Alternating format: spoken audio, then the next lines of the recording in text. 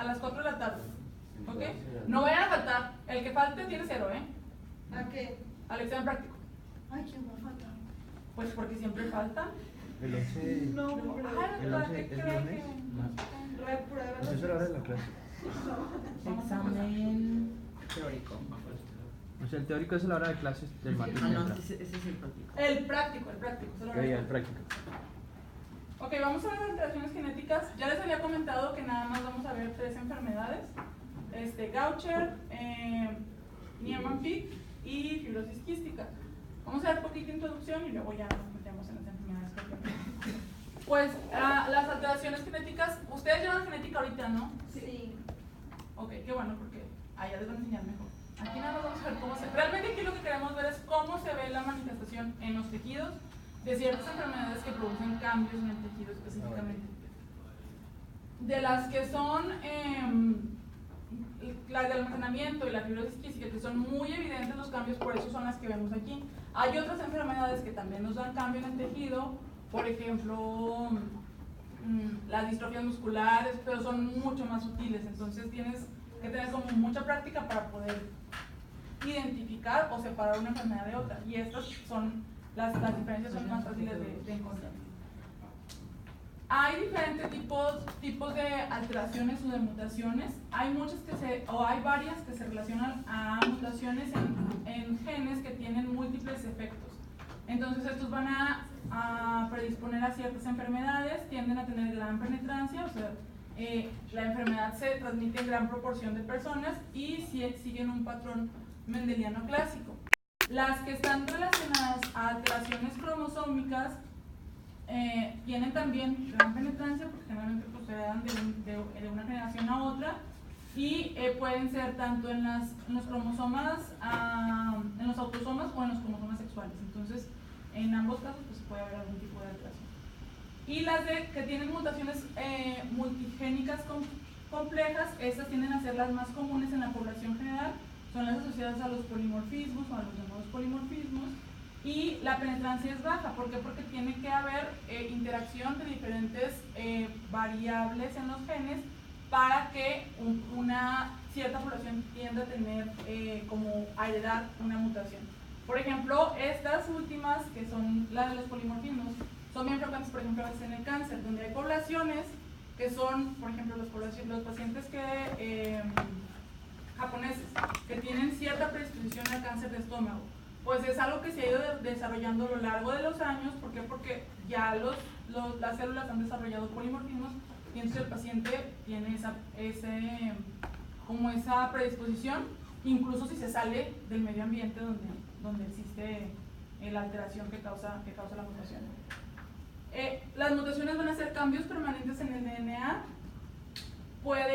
Las que afectan la línea germinal se transmiten de forma hereditaria, y las que se originan en las células somáticas no causan enfermedades hereditarias. Por ejemplo, díganme un ejemplo que no se ha heredado y que también sean mutaciones.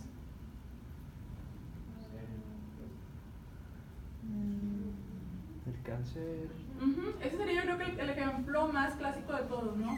Obviamente una célula neoplásica va a tener una mutación para que haga que prolifere de forma normal y que tenga cierto grado de malignidad. Bueno, esa mutación, como se origina en una célula somática, entonces no se va a heredar, ¿ok? A menos que la mutación venga desde la línea germinal. Por ejemplo, en caso de cáncer de mama, con los genes de BRCA, ahí sí, es una mutación hereditaria. Pero estas otras, que por ejemplo, cuando los pacientes son pacientes de 60 años, que de repente empiezan a tomar estrógenos y que prolifera el epitelio y entonces muta, ahí no tiene nada que ver con la genética. Cuando las que nosotros vamos a ver o las que comprenden las enfermedades que vemos aquí, pues son las autosómico recesivas. Estas van a ocurrir cuando ambos alelos de un gen se encuentran mutados, y usualmente la enfermedad no afecta a los padres del individuo afectado. Los padres tienen que estar sanos y el paciente o la descendencia es quien puede tener la mutación. Y dependiendo del grado de afectación del gen o del grado de afectación de los padres, puede que sea la afectación en un solo miembro de la descendencia o en varios miembros. Este tipo de familias tienen 1 o 4 posibilidades de tener la enfermedad, Y la mutación ocurre generalmente con baja frecuencia. Si la mutación ocurre, con baja frecuencia, o que sea una mutación muy rara, puede que el individuo sea producto de un matrimonio consanguíneo o de una unión consanguínea. Esto se ve más o menos frecuente, por ejemplo, en los pueblos, donde que están como... A mí me tocó verlo mucho cuando yo estaba en el servicio social. Había un pueblo que quedaba como a 40 kilómetros de Torreón. Yo hice el servicio allá en Torreón. Y estaba en la punta del cerro. Subías allá y toda la gente estaba muy parecida, fenotípicamente, y todos eran primos. O sea, todos estaban casados primos con primos, hermanos con hermanos, lo que sea. Y esos pacientes todos tenían como una predisposición a desarrollar, por ejemplo, enfermedades quísticas. ¿Por qué? Pues porque todos estaban ahí consanguíneos. Entonces, eso es muy frecuente en las zonas rurales que están muy alejadas, porque pues realmente ni siquiera es su culpa, pues, es lo que hay. Entonces, pero esos pacientes pues, los tienen que tener en cuenta de que pudieran en algún momento llegar a desarrollar mutaciones genéticas por el tipo de unión o de relación que tienen. Las enfermedades que vamos a ver aquí pues van a ser la fibrosis quística, que ya dijimos, y las enfermedades por almacenamiento lisosomal. Todas estas otras también son de transmisión autosómica recesiva y en algún momento durante su práctica médica se pueden llegar a tocar con muchas. No son tan frecuentes, no es como lo común ver este tipo de enfermedades, pero sí es bien importante que las conozcan y que las tengan en mente. Las enfermedades por almacenamiento lisosomal usualmente son enzimas que están dañadas o que por alguna razón la maquinaria de la célula no funciona y no permite que el producto que tiene que salir de la célula salga y se acumula. Generalmente se acumula o en los lisosomas o en el retículo endoplásmico o en el aparato de Golgi. Cuando las enzimas lisosómicas se sintetizan en el retículo endoplásmico, deben de transportarse al aparato de Golgi. Posteriormente se unen a residuos de manosa fosforilada, se transportan por vesículas hacia los lisosomas y luego de ahí los lisosomas las van a liberar al citoplasma y luego a la membrana. Entonces aquí ya te deshaces de ese tipo de esa enzima. Cuando una enzima o todo el mecanismo que hace que un sustrato se pueda desechar no funciona, entonces ocurren las enfermedades por almacenamiento lisosomal. Usualmente, cuando es una acumulación primaria, que sería parecida a esta, hay deficiencias o funciones anormales en las enzimas que tienen que degradar ese sustrato, y cuando es una acumulación secundaria es porque hay algún defecto en la autofagia. Entonces, este esquemita tiene el examen.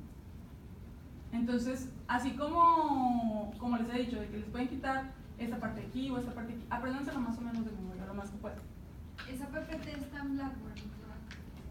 No, de hecho les voy a subir las presentaciones que hemos visto en PDF para que las tengan ahí en el antes del examen. Siempre se las subo hasta que ya pasó porque luego no estudian, entonces por eso se las tengo que subir.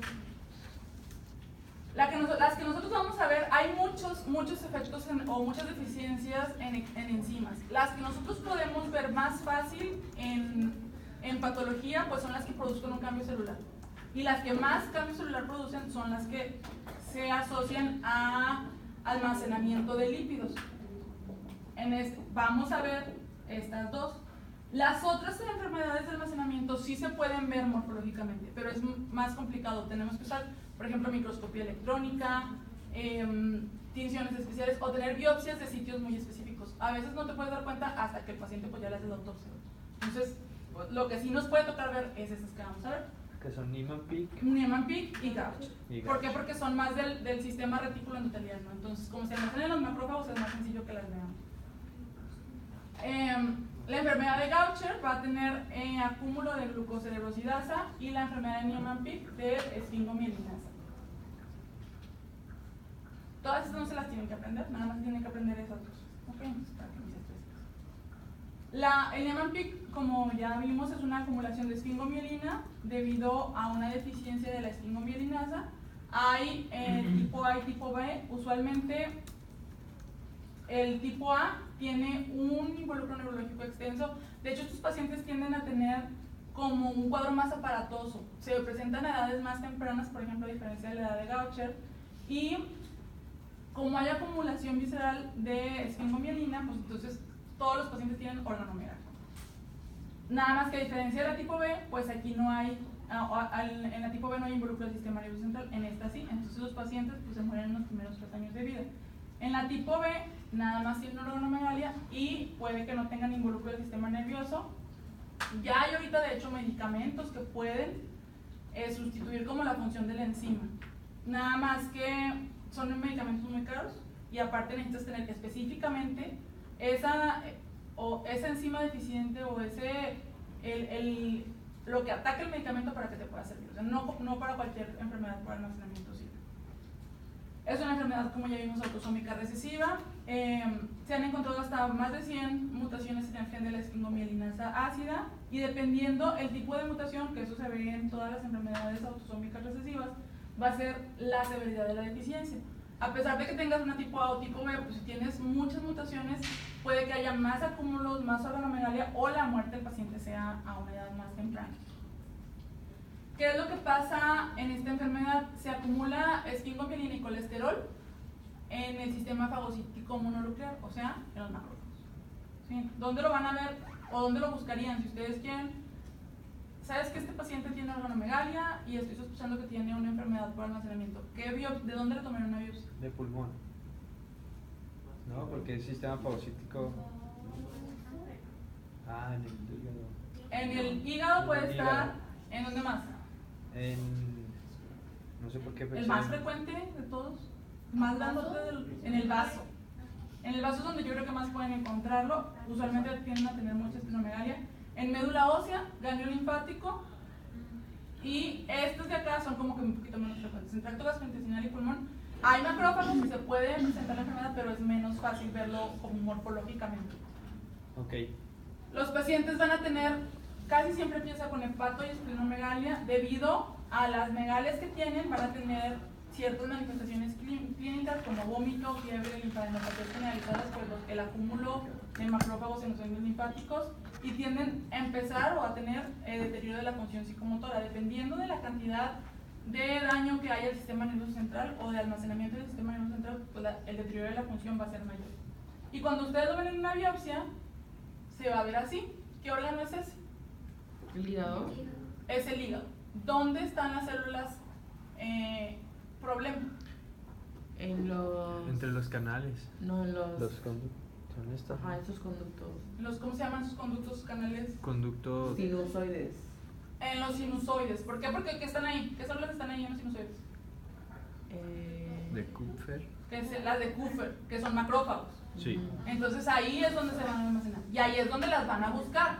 Si ustedes ponen una biopsia de hígado y dicen, yo creo que este paciente tiene un Niemann-Pick, pues los van a buscar aquí. Buscas Kupfer. Buscas los macrófagos. ¿Y dónde están los macrófagos? O en el intersticio usualmente, o en este caso pues en los sinusoides. En los sinusoides. ¿Ok?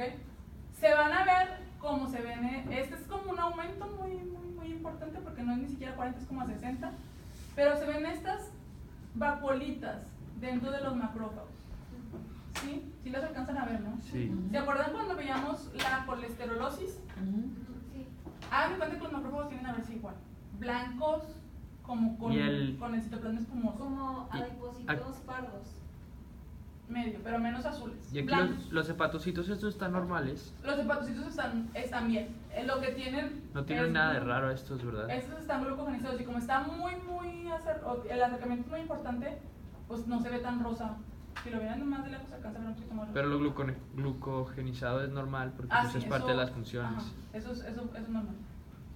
Es bien común verlo, de hecho. ¿Qué órgano es ese? Este es el vaso. Es el vaso. ¿Dónde están las células? ¿En la pulpa blanca o en la pulpa roja? En la roja. En la pulpa roja. Que ahora parece Entonces, blanca. esto de aquí que era, ya los super Centro germinal. reconocen, es un centro germinal Acá en la pulpa roja tienen todos estos macrófagos de aspecto espumoso, citoplasma color blanquecino o rosa clarito. Ese es Bueno, ahorita el que veamos el gaucho. Esto está, resalta más que Ujú. los Y entonces se ven, pues son muy evidentes. Ahí están otra vez. Vean cómo el citoplasma se ve como leves puntitos o leves vacuolitas en el citoplasma de los macrófagos. Ahí es donde siempre los van a buscar. No van a estar en las células endoteliales, no van a estar en las células musculares, no, van a estar dentro de los macrófagos. ¿Esa célula qué es? ¿Qué órgano es ese? no sé. Acuérdense, hay un órgano que no tiene forma de nada. La vejiga. No, la vejiga tiene forma de vejiga. Y tiene epitelio y así. Pues es que es tejido, pues no es tejido adiposo, no. Es, No. es una neurona. Ah. Y es el sistema nervioso, es el cerebro. ¿Ok? El sistema nervioso no se ve rosa, siempre. Rosa con puntitos. Aquí también trae acúmulo. Y este paciente tiene afectación al sistema nervioso. Entonces, él sí. Esta hay es la un cerebrosidasa. eso que se está acumulando es la esfingomielina. Seguimos con Con Niemann-Pick, sí. Niemann-Pick.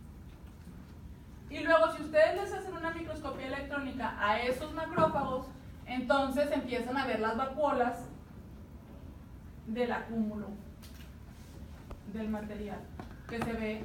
Siempre las enfermedades por almacenamiento pues se van a ver como en burbujas o en vesículas y hacen ese patrón como estriado, como si fueran cebras. La enfermedad de Fabry, por ejemplo, se ve como si fueran florecitas o rosas, se ven así como parecidas a estas, pero más gruesas. Sí. Entonces, dependiendo de cada una, o dependiendo de lo que se acumule, el patrón es diferente, pero tiende a ser algo concéntrico o como uniforme. Eso fue Niemann-Pick. La enfermedad de Gaucher, otra enfermedad autosómica recesiva, tiene mutaciones en el gen que codifica la glucocerebrosidasa y es la alteración lisosomal más común. De hecho, yo creo que a mí no me ha tocado, creo que me tocó uno cuando estaba en el HU de residente, un caso de Gaucher, pero fue el único que me ha tocado de almacenamiento. O sea, realmente sí es la más común, es el que pueden ustedes llegar a ver a lo largo de su práctica, a menos que se dediquen a la pediatría o a la genética, pues también van a ver más. En los pacientes se acumula glucocerebrósido y hay tres tipos. El tipo 1 es también limitado al sistema fagocítico mononuclear, es no neuropático y es el más frecuente. El tipo 2 tiene involucro progresivo del sistema nervioso y entonces esos pacientes van a tener un poco más de afectación y les va peor en el pronóstico. Y en el tipo 3 es un tipo intermedio que sería como un involucro leve del sistema nervioso y mucho involucro del sistema fagocítico mononuclear. Entonces, ¿el tipo 1 cómo se detecta? ¿O no se detecta? ¿Es asintomático o no? Tiendes a estar asintomático mucho tiempo. De hecho, los pacientes los pueden detectar a muchos en la vida adulta. ¿Por qué? Porque que no acumulan tanto, tienen visceromegalias pues, leves y así andan por la vida hasta que de plano ya tienen esplenomegalia detectable o se les rompe el vaso porque estaba muy grande y entonces se detecta la enfermedad. ¿Qué órgano es? Yo. Riñón. No. No. ¿Qué es eso? Es un vaso. Un vaso, ¿no? Así de grande. Un vaso. Ese es un vaso, exactamente. Así es el vaso, pero como este. Ya sé. Ese es el vaso normal. Y no ven que les... Ah, eso ya es cuando ya está muy grande, pero es progresivamente. Crece muy rápido. Crecen. ¿O es porque es progresivo Sí, y se eso ya es acostumbra a la progresivo. Por gente? ejemplo, ¿el MC qué significa? Es un paciente con leucemia. Leucemia. Ajá. Ujú. Entonces es un paciente y vean el tamaño también tan grande. Como quiera, aquí lo que se está acumulando pues son células, ¿no? Porque tiene leucemia mieloide. Entonces se sigue viendo como rosita o café rosadito. En esta que se acumula lípidos, vean cómo se ve pálido. Ya todo el vaso se ve como color blanco o amarillento. Por eso. Y este órgano pues es el mismo que era un vaso y también vamos a ver la presencia de los macrófagos con el citoplasma, a diferencia del Niemann-Pick, no es espumoso. En el Gaucher el citoplasma es apersianado o como si fuera una hoja de papel arrugado. Ahorita se los voy a enseñar más cerquita. Pero vean cómo desde que lo ven ahí, de lejos o a bajo aumento, se ve muy diferente a este. Que este se ve como blanco grisecito y este se ve rosa. Rosa claro, nada más. Es porque la tinción afecta diferente a la Porque la forma, porque la enzima es diferente, la enzima no, lo que se acumula es diferente y como se ordena también es diferente. De hecho, este como es más grueso, se empieza a ver como en rayas. No sé si alcanzan a ver estas rayitas de aquí. Sí. Y estas rayitas de aquí y como aquí, ahorita les pongo, creo que tengo más exactamente. Esta es una tinción de Giemsa, de una médula ósea, no es tejido, es la célula así tal cual. Y también se ve como rayado.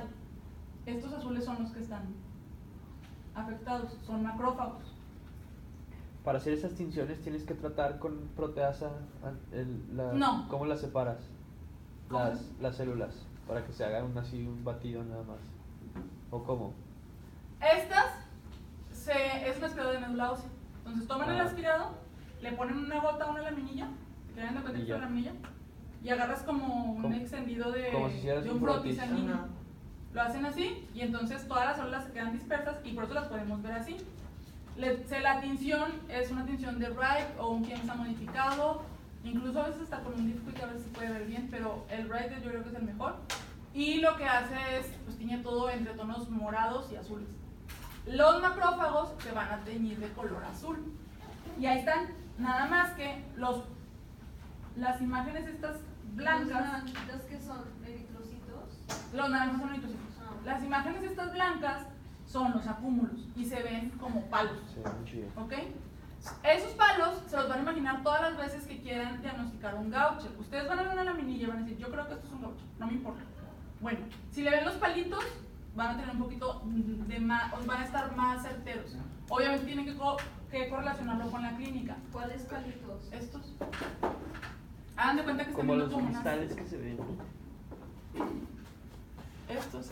Ah, ok. Si los ven, Ajá, sí. allá también, de que están como así.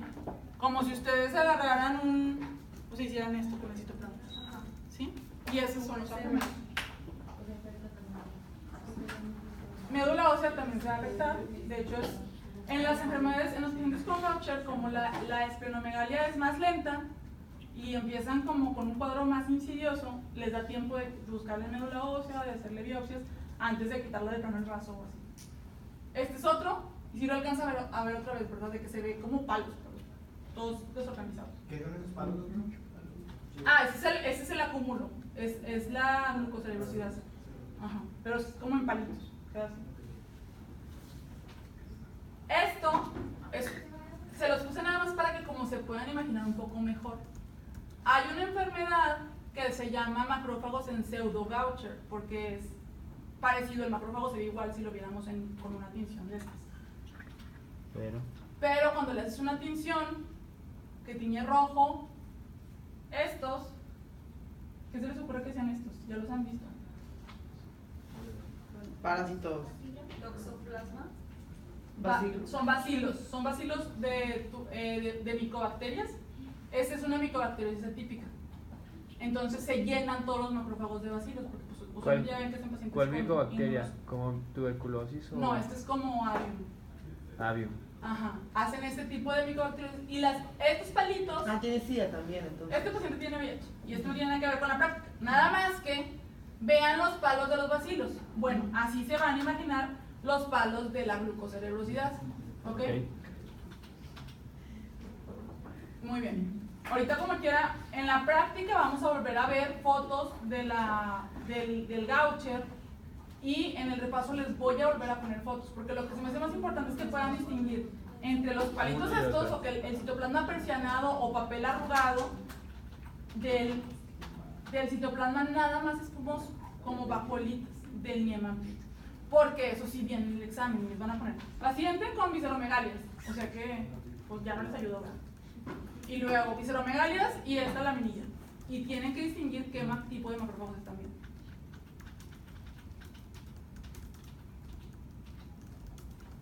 La fibrosis quística es la enfermedad genética letal más común en pacientes blancos.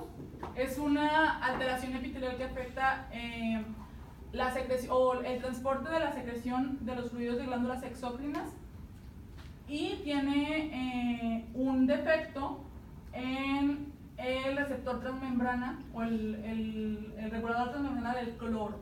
¿Ok? Entonces, pues tiene una mutación en este gen, que es el gen del regulador transmembrana de la fibrosis quística. Está en el cromosoma 7, que todos también se lo van a preguntar, eso tienen que saber de memoria. Se han identificado muchas mutaciones, más de 1300, que pueden causar la enfermedad. O sea, cualquier mutación que afecte este gen, o sea, de este tipo de mutaciones, van a producir la enfermedad en diferente severidad. Si las mutaciones se acumulan, pues el paciente va a tener mayores manifestaciones clínicas y, obvio, menos posibilidades de llevar una vida normal y más posibilidades de que el pronóstico sea malo y que finalmente requiera un trasplante pulmonar o que se muera. Ay, perdón. Dependiendo, lo que les decía, de las características clínicas van a ser las mutaciones. Cuando es muy severo es porque el paciente tiene pérdida completa de la función, y entonces las manifestaciones se presentan a temprana edad, desde que están muy bebés, y obviamente el problema aquí con estos pacientes, como tienen un problema con que el cloro entre y salga de la membrana celular, el agua se absorbe toda de las secreciones, y entonces pues, se hacen todas viscosas y es muy difícil de sacar esa secreción. Obviamente, los pacientes se infectan y ahí es donde empiezan como los problemas para respirar, para comer, para todo.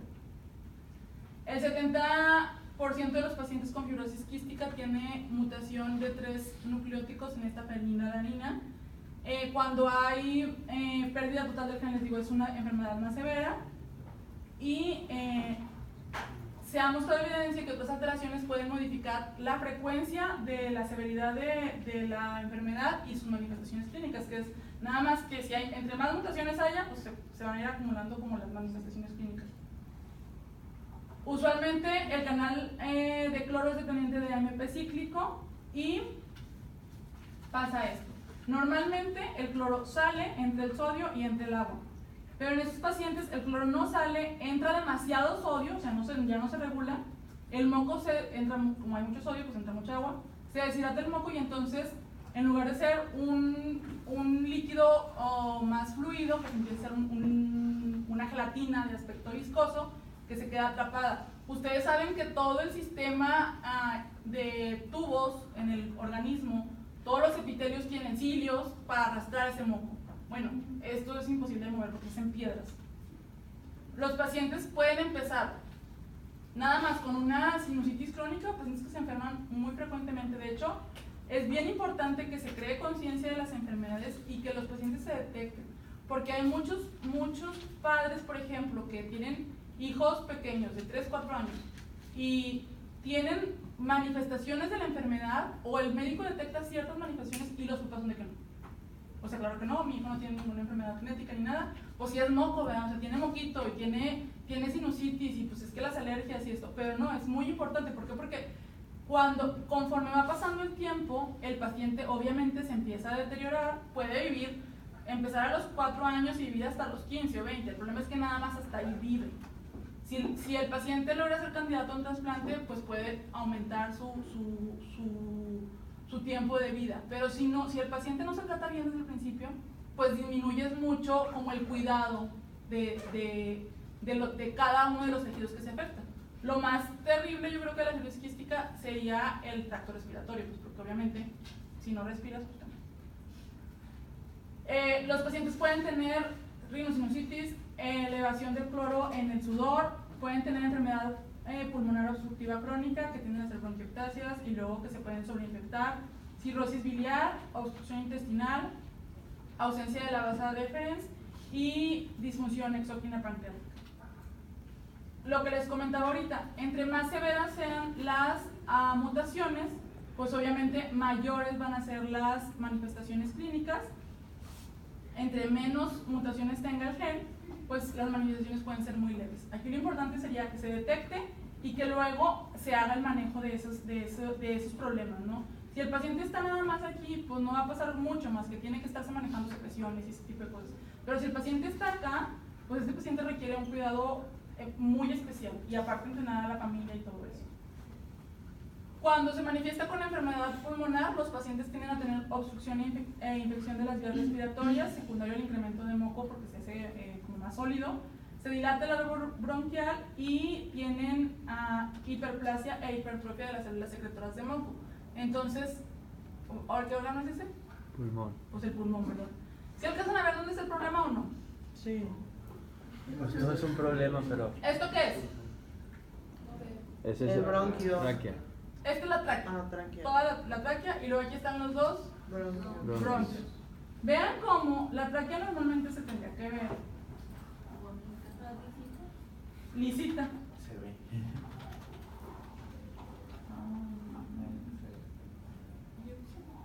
No, sería más.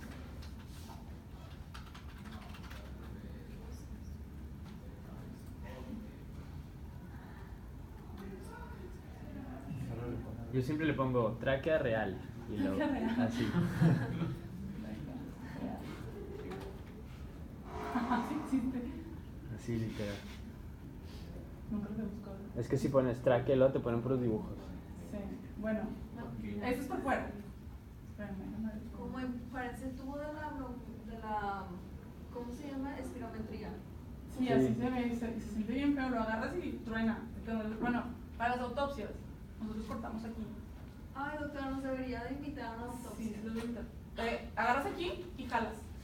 Entonces te traes todo, tráquea, esófago y todo, como todo el bloque cardiopulmonar. Pero la agarras y si aprietas mucho la tráquea, truenan los cartílagos. Entonces. Uy, qué cool. Como con los plásticos. Pero casi siempre tenemos un técnico que nos ayuda a eso. En la de arriba no se veía lo que quiere La ver. más bonita es la de arriba, ajá. Ah, miren, en esta. Ándale. El paciente tiene otras cosas, pero se tendría que ver así, ¿ok? Como se ve aquí, esta cosa rosita, bonita. Bueno, en su paciente, vean cómo está como nodular, porque todo eso es un moco que está pegado al epitelio. Y luego entran al árbol bronquial y empiezan a ver también esto de aquí, que es más secreciones que están nada más ahí impactadas. Todo esto, les han enfermado. Manchas negras son necrosis. Esto de aquí probablemente son hemorragia, ¿no? Ah, Pero esto de aquí, todo esto son secreciones purulentas. De hecho, ya por eso se ve como verdoso, amarillento. Pues porque estos pacientes, aparte de que acumulan las secreciones, se van a infectar. parece cáncer. Y sí, pero no más. No, cuando vean cáncer ya va a ser muy infectado. Vean, el parénquima pulmonar también no está tan esponjoso, bonito como usualmente lo ven en otras enfermedades, sino que están como los alveolos dilatados, se ven, el árbol traqueobronquial se ve muy evidente. Y esto de aquí es una caverna o una bronquiectasia que se hizo caverna. Aquí adentro se quedó atrapado todo el moco. ¿Eso está encapsulado o no? Pues está dentro del bronquio, pero se queda ahí, ya no lo puedes sacar. Y si ven un micro, ¿qué órgano es este? Pues el mismo, el pulmón. Ese es un bronquio, ¿no? Todo Todo esto es la pared bronquial. ¿Y esto qué es? moco. El moco. Y acá hay más pared, hay más bronquio, moco. Aquí hay más bronquio, moco. Todo esto de aquí es inflamación probablemente. Y luego trae congestión vascular, los puntitos rojos. Como se queda atrapado el moco ahí y como hay inflamación constante, las paredes del árbol bronquial o, por ejemplo, de los conductos del páncreas o de glándulas salivales tienden a engrosarse. Siempre van a ver las paredes muy gruesas. Estos pacientes desarrollan infecciones por estafilococo, por hemófilos o por pseudomonas, pues porque el moco se queda ahí impactado. Si vieran un corte de un duodeno, vean cómo los que tienen alteraciones en la del gen de la fibrosis quística se hacen bien delgaditas las glándulas. Estas que son las normales, ¿cómo se llaman estas? ¿La del viejo? Sí, no, es un duodeno. Algo con. Ah, no, no es libre. Ah, las caliciformes, ¿no? No. ¿Trocitos? VG, ¿cuáles son? Duodeno. Secretan moco. Caliciformes. No, esas son células. Pero estas glándulas aquí abajito, ¿cómo se llaman? ¿No se acuerdan? Son las glándulas de Brunner. ¿Verdad? Que secretan moco. Brunner De hecho, así es como distinguen el bodeno. Es bien importante. Glándulas de Brunner. Porque no me acuerdo si en este examen o en el de patos viene un bodeno normal y luego todos le ponen que tiene cáncer porque tiene esas glándulas y son normales. Entonces, ¿En qué se examen? pasa un poquito. Vean cómo esto es normal. Y vean cómo en un paciente con la alteración con la fibrosis quística, pero con una alteración leve o con una mutación leve en la enfermedad, nada más se hacen como más chiquitas las células y se pierde el borde. En este paciente que tiene una mutación completa, las glándulas se hacen prácticamente quísticas y dilatadas. ¿Por qué? Porque el moco se queda atrapado ahí. ¿Qué es eso?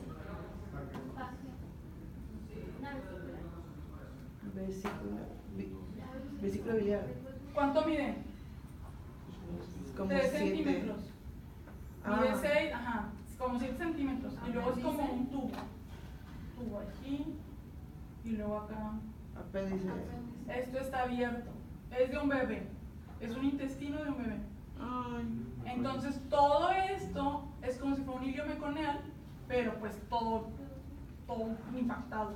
Usualmente el hilio meconial se ve como, nada más como gelatinosito, y aquí se ve como nodular. ¿Por qué? Pues porque está problemado. Si le hacemos un corte transversal, perdón, esta tinción es para ver el moco, que es una tinción de paz, y vean cómo todo lo que está ahí color rosa como fuchsia es moco y está todo en toda la luz. Pues usualmente lo tendrían que ver nada más en las glándulas. Aquí está en la luz, ¿ok? Doctor, aquí cómo se da cuenta que... ¿Eso qué era? ¿También una glándula? ¿Qué? Esas, ¿qué son? Sí, pues sí hay glándulas. Ah, es el corte longitudinal. Este es todo el corte transversal Transversal. Digo transversal, ajá. del tubo. O sea, esta es la pared, es la serosa, la pared Ay, ay, y la ay. mucosa, Ujú. ¿ok? Pues un bebé también, entonces por eso está chiquito, ¿ok? Sí. Esto, ¿qué es esto? Lámina. No sé. ¿O el estroma? No. Es la mucosa Ah, todavía, sí. ¿no? Ajá, es la mucosa, este mucosa. es el epitelio. Y Sí. esto de aquí son las glándulas del colon. ¿Sí? Sí. ¿Verdad? Ya se ubicaron. Entonces, ¿hacia dónde está la luz? Para la foto, ¿no? No sé. Todo eso es moco. Todo eso es la luz del intestino y todo eso es moco. Y vean cómo no se ve como el moquillo que han visto en otros cortes. O sea, es moco. Está tan Está denso que grueso, parece sí. que están viendo un tejido ahí adentro. ¿Ok? Sí. En el páncreas, mande. ¿Cómo le hace para distinguir? O sea, cuando se le lleva una biopsia, usted ya sabe que es fibrosis quística. Ah, tienes que ver, por eso tienen que ver, igual que, háganme cuenta que ustedes igual que yo, que es un paciente que les dicen, paciente con probable bronquiectasias o paciente con sinusitis. Y digo, ok, pero si yo veo glándulas tapadas de moco, atróficas, cuando un paciente tiene sinusitis sus glándulas funcionan perfectamente, entonces se exprimen, avientan el moco a la superficie epitelial y ya, o sea, ese moco se sale, es una capa delgadita. Pero si yo veo que las glándulas están, no son senos, pero se ve igual así, todas dilatadas quísticas, o como se veían acá en el bodeno, que en lugar de verse las glandulitas así, o así, o así, las vemos así, pues eso dices, a ver, este paciente tiene acúmulo de moco en las glándulas, eso no está normal. Otra forma que se utiliza, o que es muy frecuente para hacer el diagnóstico, si todavía no le están buscando como la mutación, porque aparte es como, oiga, vengo porque tengo sinusitis. Bueno, mi hijo tiene sinusitis. Y luego el doctor le dice, a mí se me hace que tiene una alteración genética. Pues no, ¿verdad? No, pues ya me voy, yo no tengo nada. Entonces, tienes que, primero le buscan, como que le vamos a hacer una biopsia, vamos a ver si tiene alteraciones, ¿verdad? Capaz de que ni es eso. Es buscarle los cilios al epitelio. Los cilios en estos pacientes tienen defectos, entonces no se mueven tampoco adecuadamente. Por eso la primera manifestación, ¿se acuerdan cuando vimos el triángulo? Era azoospermia, porque los espermatozoides, No se pueden mover. el flagelito no se puede mover. Entonces, ¿por qué? Porque haces un corte transversal con microscopía electrónica y están incompletos. Entonces, Aparte eso es... este rollo del cloro, Ujú. lo del cloro también es de que...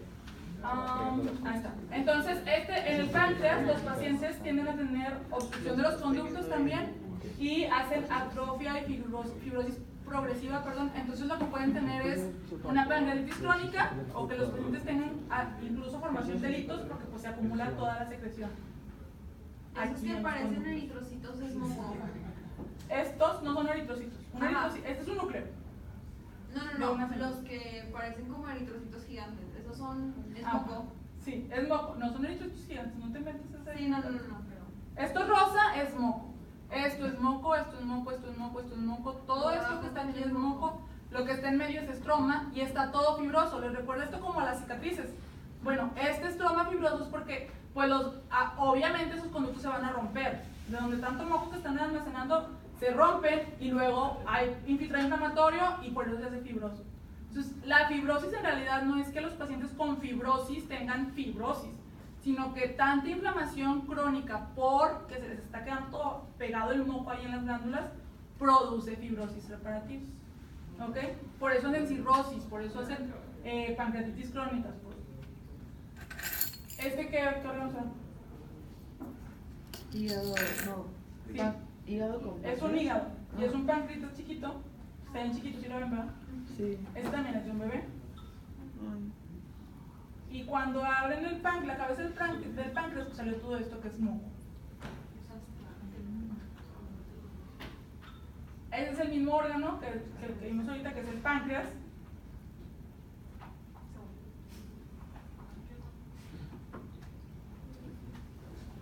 Y otra vez, todo esto que está aquí atrapado es moco en los conductos.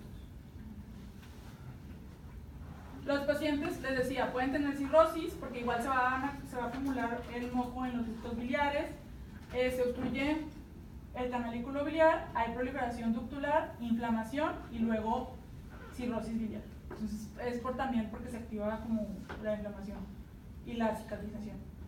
En las glándulas salivales pueden tener dilatación de los conductos e incluso pueden tener formación como de litus donde ya la secreción es muy, muy densa. Tienden a tener atrofia glandular y fibrosis y lo que les comentaba ahorita, tienen azoospermia e infertilidad los hombres y pueden tener incluso ausencia congénita bilateral de la base deferens dependiendo de la severidad de las mutaciones. Y ese es un hígado que tiene.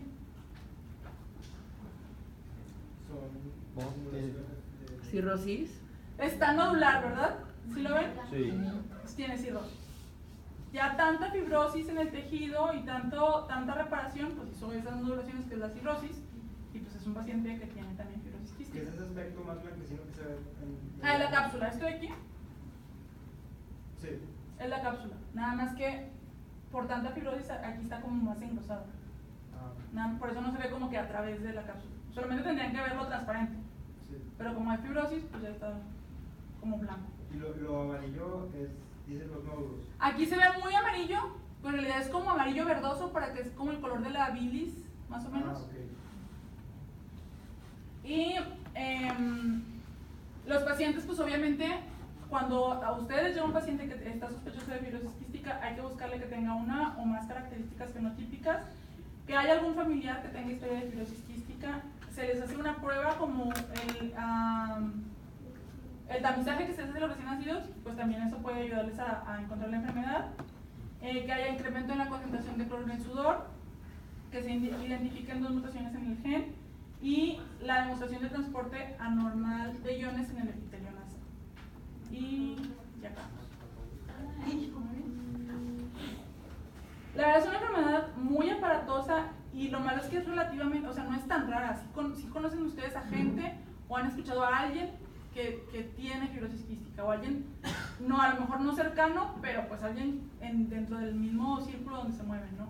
Entonces, no es una enfermedad tan rara y es muy catastrófica. ¿Por qué? Pues porque los pacientes, como quiera, todas sus anormalidades, si les haces un trasplante de pulmón, como quiera, pues tienen anormalidades en todo el resto de la transpoblación epitelial del cloro. Entonces, todo está en desorden y lo único que haces es tratar de que llegue una mejor vida el tiempo que vaya a estar como funcionando.